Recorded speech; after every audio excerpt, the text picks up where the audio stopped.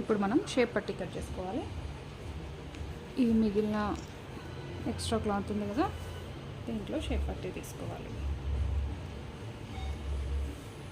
First మనం lining cut చేసుకుందాం. Lining 2 layers, మళ్ళీ దీన్ని డబల్ ఫోల్డ్ చేసుకోవాలి.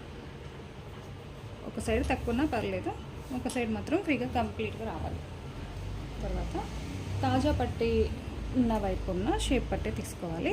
మన ఈ క్లాత్ పైన పరుచుకొని ఇటువైపు ఎంత ఉంది పొడవు, ఇప్పుడు ఇక్కడ వరకు ఉంది షేప్ పట్టి.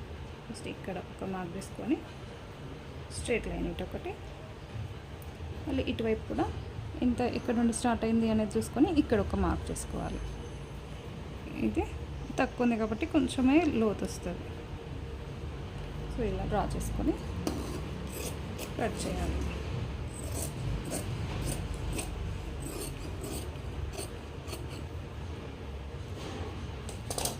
మళ్ళీ దీనిపైన మనం బ్లౌజ్ క్లాత్ ఇంకొక 2 లేయర్స్ వేస్తే షేప్ పట్టి సరిపోతుంది. తర్వాత హుక్స్ పట్టి 1 ఇంచ్ వెడల్పుతో తీసుకోవాలి. ఇది బొద్దు ఉంది కాబట్టి నేను 1 ఇంచ్ తీస్తున్నా, లేకపోతే బొద్దు లేనప్పుడు 1.5 ఇంచ్ అయినా తీసుకోవచ్చు. పొడవు అనేది ఒక 7-8 ఇంచెస్ ఉండాలి. తర్వాత కాజా పట్టికి ఈ నెక్ పీస్ ఉంది కదా, నెక్ రౌండ్ కట్ చేసిన పీస్ ఇది సరిపోతుంది. 2.5 ఇంచ్తో నెక్ పీస్ ఉండాలి. మనకి ఒక 2.5 ఇంచ్ ఉంటే కాజా పట్టీకి సరిపోతుంది. తర్వాత వెన్ను పట్టి కోసము ఈ బొద్దున్న వైపు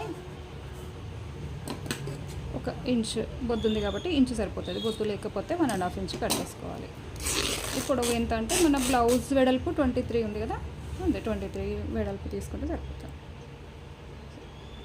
ఇది మెజర్మెంట్స్.